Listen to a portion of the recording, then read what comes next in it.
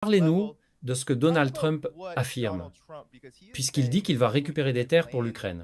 Qu'est-ce que Donald Trump comprend mal au sujet de la Russie et de cette guerre?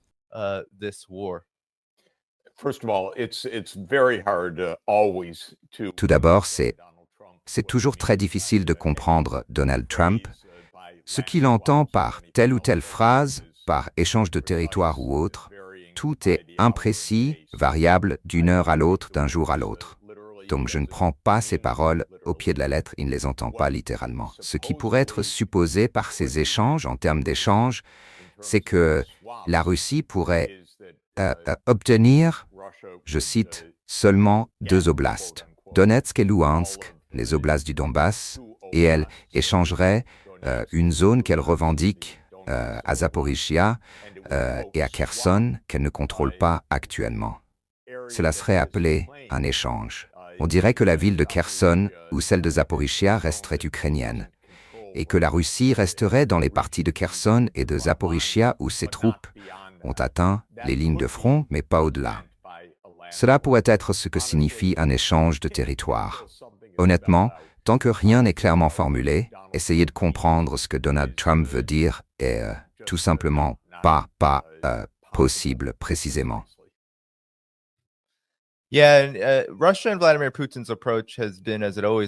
Oui, et la Russie, ainsi que Vladimir Poutine, ont adopté une approche, comme toujours, très diplomatique d'une part.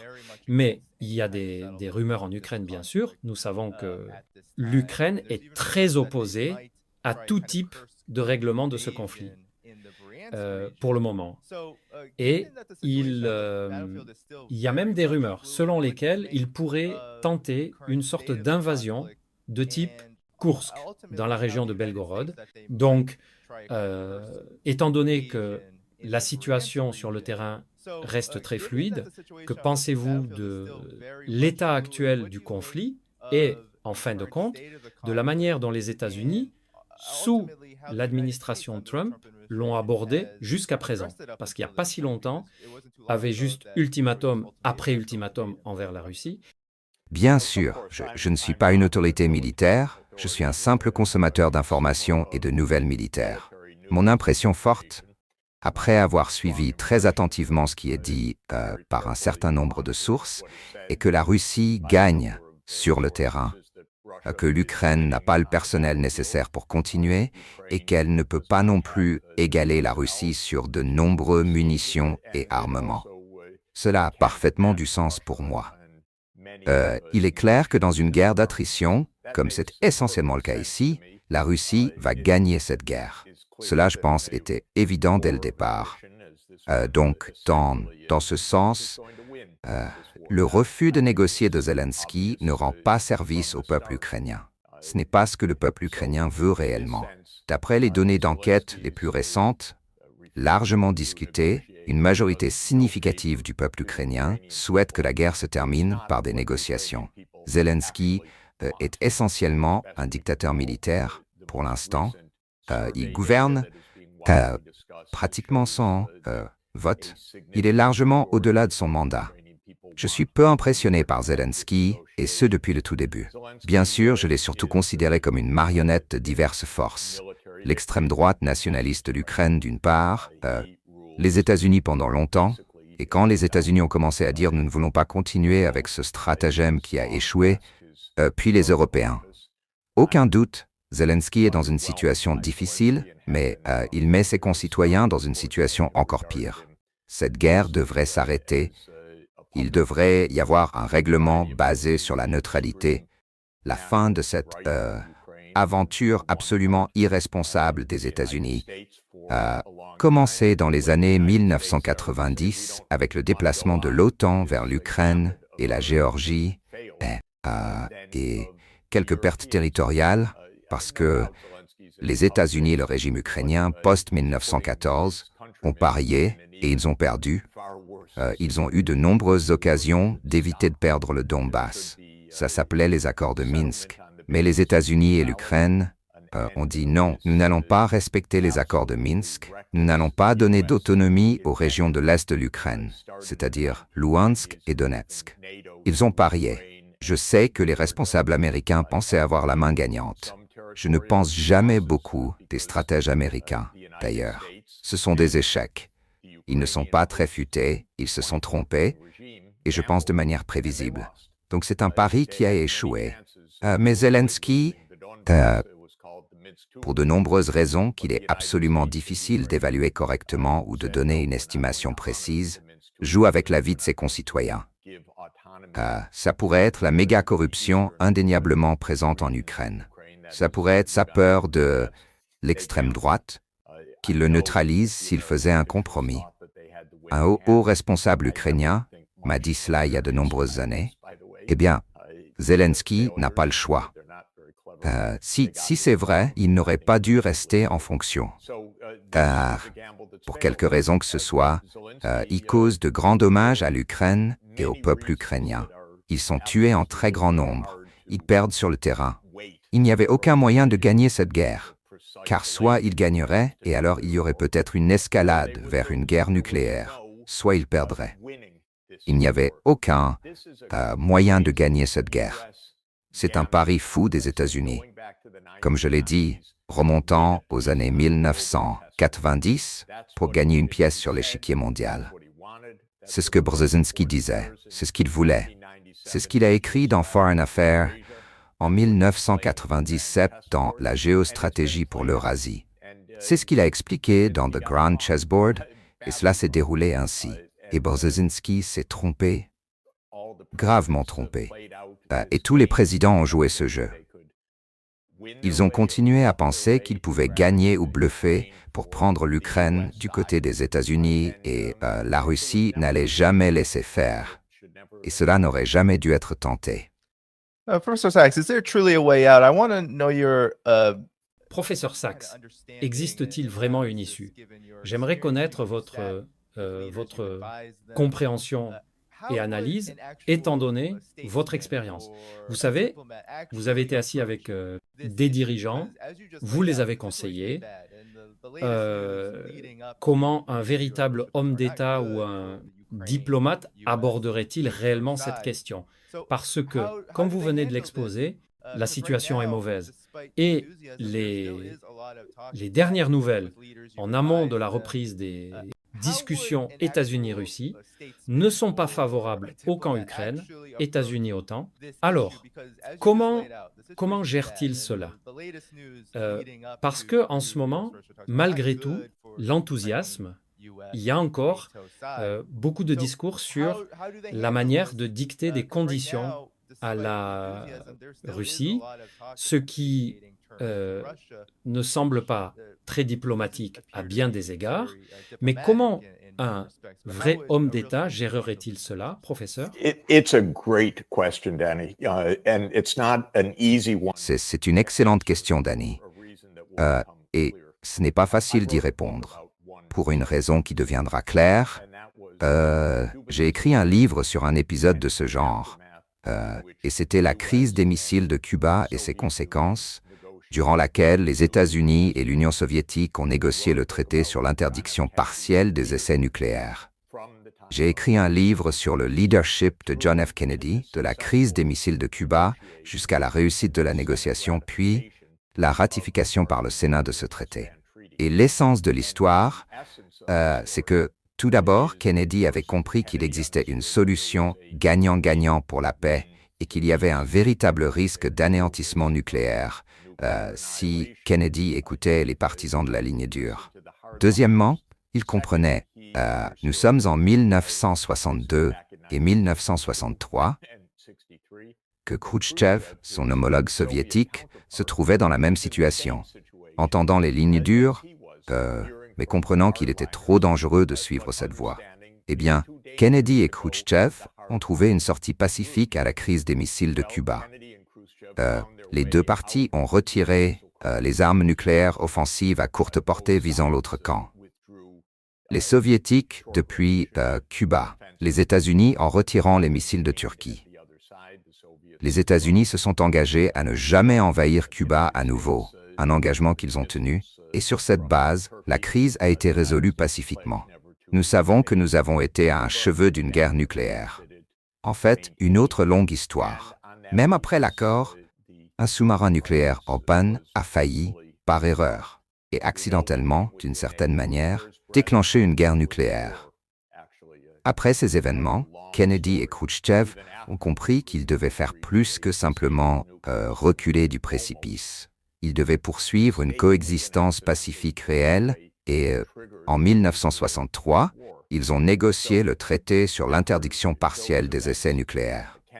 Ce que Kennedy a fait, c'est tout d'abord comprendre de manière pragmatique quel type d'accord pouvait être atteint.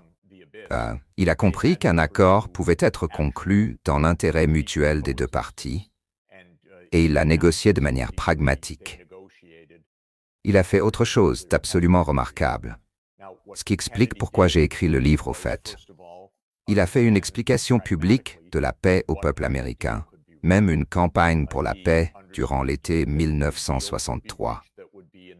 Il a prononcé un discours célèbre le 10 juin 1963, appelé le discours pour la paix, que je conseille à tout le monde d'écouter. C'est l'un des discours les plus remarquables de l'histoire moderne. Après cela, il est parti pour l'Europe. C'est à ce moment qu'il est apparu au mur de Berlin, qu'il s'est adressé au Parlement irlandais et ainsi de suite. Il a renforcé son soutien durant ces semaines par son appel au public. Puis, il a fait face à l'opposition de son propre état-major qui a témoigné de manière très désagréable devant le Sénat, disant « Tout cela est très dangereux. Vous ne pouvez pas faire confiance aux Soviétiques. » et ainsi de suite. Et Kennedy a entrepris une tournée publique aux États-Unis en expliquant « Ce n'est pas un miracle. Rien n'est sûr dans ce monde, mais c'est le meilleur pari. » Finalement, le Sénat a ratifié le traité à une écrasante majorité. C'est ça, le véritable sens de l'État. Tragiquement, il y a un épilogue à cela. Kennedy a été assassiné quelques semaines après. Vous savez, pendant longtemps dans ma vie, connaissant beaucoup de choses à ce sujet, je ne prenais pas position sur ce qui s'était réellement passé.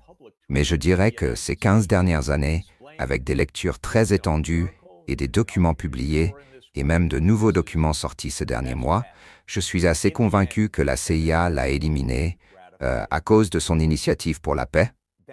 Et je pense que c'est James Angleton qui porte la plus grande responsabilité dans cette affaire. Et il est probablement vrai que tous les présidents depuis lors ont été otages de la CIA et de l'État profond américain. Et la leçon de leadership d'État que je viens d'expliquer, peut-être qu'il n'y a pas de leçon. Peut-être que la leçon est rester discret, sinon vous serez éliminé. La vérité est, et voici le point que je veux souligner, Trump voudrait probablement que cette guerre s'arrête. Il voudrait probablement dire « Tout ce truc avec l'OTAN, c'était stupide. C'était un pari raté. » Il voudrait dire « C'était la guerre de Biden », même si en fait c'était la guerre d'Obama, la guerre de Trump, la guerre de Biden et encore la guerre de Trump. C'est une guerre de l'État profond.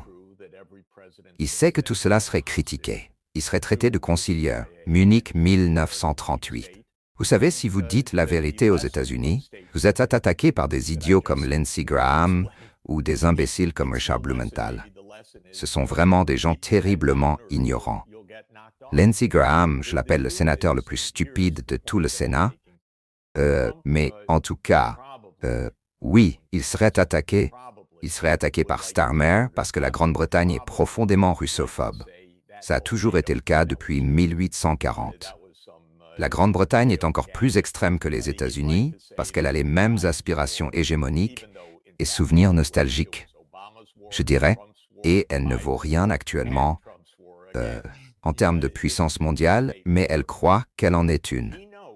Donc Starmer sauterait partout, Merz sauterait partout, Macron sauterait partout. Et le rôle du président serait, maintenant, voici le point, un homme d'État ne se contenterait pas de conclure l'accord, mais il l'expliquerait. Et vous savez quoi? S'il expliquait au peuple américain, l'extension de l'OTAN était un pari. Cela allait à l'encontre d'une promesse explicitement faite à Gorbatchev et à Eltsine en 1990, 91 et 92. C'était une mauvaise idée. Nous savions que c'était dangereux depuis le début. Nos diplomates les plus haut placés nous l'avaient dit. George Kennan nous l'avait dit, Jack Matlock nous l'avait dit, Bill Burns nous l'avait dit. Tous ont dit la même chose. Nous le savions, mais nous pensions pouvoir nous en tirer parce que la Russie était faible. Eh bien, ils ont joué la main au poker. Ils ont bluffé. Ils ont augmenté les enjeux. Ils ont perdu. Alors maintenant, nous mettons fin à ce jeu particulier. S'il expliquait cela, le peuple américain se lèverait et applaudirait, car ce serait la vérité. Cela aurait du sens pour eux. Il expliquerait clairement ce qu'il fait et il gagnerait une bataille contre un idiot comme Lindsey Graham, même pas proche. Mais il ne fait pas cela. Pourquoi? 2 raisons. Peut-être 3 raisons. Premièrement, il est incompétent. C'est une assez bonne supposition. Kennedy n'était pas incompétent. Kennedy est doué, et il est devenu encore plus doué dans la dernière année de sa vie. Deuxièmement, il a peur. Il est politiquement lâche. Ou troisièmement, très probablement, et ça fait peut-être partie de l'incompétence, il ne comprend pas ce qu'est la vraie politique. La vraie politique n'est pas des messages sociaux, agressifs ou des menaces envers les autres. C'est en fait, dans un pays comme les États-Unis, s'engager réellement avec le peuple. C'est vrai. Cela semble naïf, mais c'est vrai. S'il veut gagner ce combat contre Lindsey Graham, et contre Blumenthal, et contre le complexe militaro-industriel, et contre la CIA, il doit présenter le dossier au peuple. Et s'il le faisait, il gagnerait, sous réserve de cette dernière note que j'ai mentionnée plus tôt. Peut-être a-t-il juste peur. C'est peut-être pour cela qu'il est si difficile de faire la paix, parce que nous ne sommes pas vraiment une démocratie aux États-Unis. Nous ne sommes pas vraiment une république. Nous sommes réellement un État militaire déguisé en démocratie électorale. Mais si les présidents n'ont pas le courage de faire la paix, alors ce que nous sommes vraiment, c'est un État caserné. Nous sommes exactement ce qu'Eisenhower disait que nous deviendrions. Quand Dwight Eisenhower a prononcé son message d'adieu le 17 janvier 1961, que le complexe militaro-industriel dirige notre pays. Voilà le véritable problème ici. Maintenant, combien Trump comprend, combien il ne comprend pas, qui peut le savoir? Mais s'il veut gagner cette affaire, il doit conclure un accord avec Poutine. Mais il doit l'expliquer au peuple américain. Pas tergiverser, pas couper les coins, pas faire une menace comme il le fait toujours pour montrer qu'il est dur, mais expliquer c'était une idée qui a vraiment mal tourné. Une idée typique de la CIA américaine, une idée de l'État profond. Cela remonte aux années 1990, cela remonte à 1992. En fait, la mise en œuvre initiale a été en 1994. Donc cela concerne Clinton, Bush Jr., Obama, Trump 1, Biden et Trump 2. Ce n'est aucun président en particulier, c'est une politique à long terme des États-Unis qui a terriblement mal tourné. Avant de poursuivre cette vidéo, nous aimerions vous demander un petit geste de soutien. Rejoignez notre chaîne pour nous aider à continuer à offrir au public francophone un contenu informatif, libre et surtout différent de ce que diffusent les médias traditionnels, souvent bien loin de la réalité. Produire ces vidéos demande du temps, de l'énergie et surtout beaucoup de ressources. Et comme nous refusons de dépendre uniquement des vues YouTube, votre soutien direct est essentiel pour préserver notre indépendance. Cliquez simplement sur le bouton « Rejoindre » juste à côté du bouton « S'abonner » ou suivez le lien disponible en description. Merci d'avance pour votre soutien et maintenant, place à la suite de notre vidéo. Ouais. Et vous avez mentionné plus tôt ce grand échiquier que Brzezinski avait décrit et l'administration Trump, alors qu'elle se trouve encore profondément embourbée dans le conflit ukrainien, a également pris des initiatives. Je sais que vous avez voyagé en Inde récemment, je sais que vous avez voyagé en Chine récemment, et pendant que Trump prolonge la pause tarifaire ou la pause tarifaire accrue pour encore 90 jours sur la Chine, il a reçu beaucoup de critiques pour l'escalade des tarifs, secondaires comme il les appelle, sur l'Inde, et tout cela tourne autour du conflit ukrainien, du moins selon la façon dont l'administration Trump le présente, mais il y a un développement plus large dans le monde, professeur Sachs, auquel ce conflit ukrainien est lié. pourriez-vous parler des changements mondiaux et de la manière dont cela influence et exerce une pression sur ce complexe militaro-industriel, cet État militaire qui dirige les États-Unis, pour qu'il continue à avancer dans cette guerre perdue en Ukraine? We are in the midst of one of the most profound changes. Nous sommes au milieu de l'un des changements géopolitiques les plus profonds depuis de nombreux siècles, en fait, parce que je pense qu'il est juste de dire qu'à partir de 1492 et 1498, avec les voyages de Colomb et de Da Gama, et avec le début de la domination européenne jusqu'à environ 1700, puis de 1700 à environ 2000, avec la domination globale européenne, un monde où l'Occident était ascendant puis dominant pendant des siècles a pris fin. Il a pris fin autour de l'an 2000. Le succès économique remarquable de la Chine, résultat d'un travail très acharné et de politiques économiques très intelligentes, a été l'élément décisif unique qui a mis fin à la domination occidentale.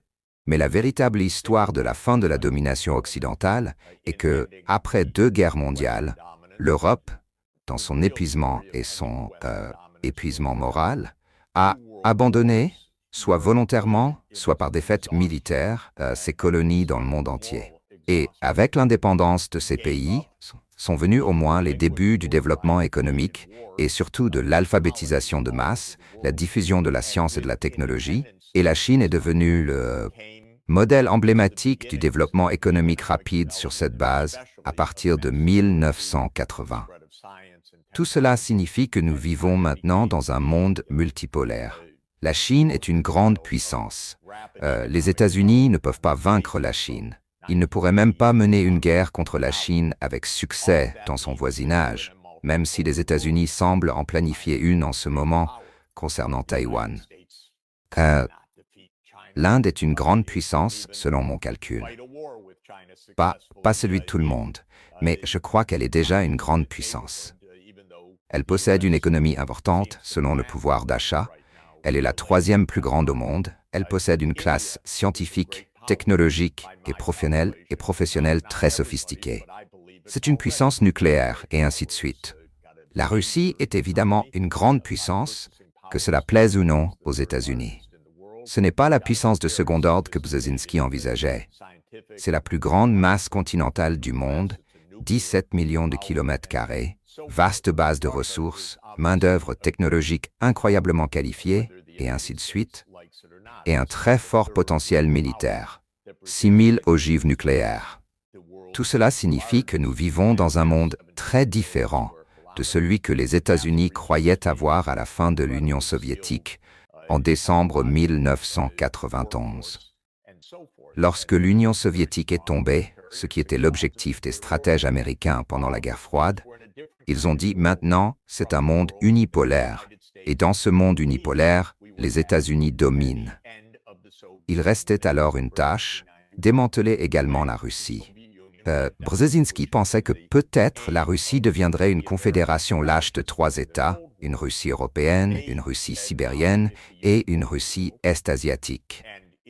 D'accord, ce sont le genre de fantasmes et de rêves de ces stratèges. Mais l'idée était que les États-Unis étaient unipolaires. Eh bien, ils ne le sont pas. Les États-Unis ne sont pas l'hégémon, ils font face à de nombreuses autres puissances. Les États-Unis ne peuvent pas imposer leur volonté. Ils ne peuvent pas l'imposer à la Russie. Ils ne peuvent pas l'imposer à la Chine. Ils ne peuvent pas l'imposer à l'Inde. Ils ne peuvent pas l'imposer au Brésil. Donc j'ai nommé 4 des 5 pays BRICS originaux, vers lesquels Trump s'est tourné ces dernières semaines pour essayer de les faire plier. Lula, président du Brésil, l'a dit le plus clairement. Nous n'avons pas besoin d'un empereur. Merci. Et le Brésil ne cède pas. L'Inde ne cède pas. Cette surtaxe supplémentaire de 25% sur l'Inde est une erreur de politique étrangère américaine si profonde que vous ne pouvez même pas l'imaginer. En quelques jours seulement, cela a ouvert les yeux à travers l'Inde sur eux. La mythologie selon laquelle l'Inde allait devenir le grand partenaire des États-Unis contre la Chine. Je leur ai toujours dit que c'était stupide. Ne me croyez pas. Je vous ai vu sur les médias indiens. Oui, dire la même chose. Je le leur disais depuis des années. Vous plaisantez? Vous pensez que les États-Unis vont se ranger à vos côtés et que vous devriez rejoindre le Quad contre la Chine et ainsi de suite? C'est ridicule. Je leur ai dit de maintenir de bonnes relations avec la Chine. Vous représentez 40% de la population mondiale à vous deux. Vous pouvez faire fonctionner le multilatéralisme à l'ONU. Vous pouvez bâtir le nouvel ordre mondial sur le droit international. Ne jouez pas le jeu des États-Unis.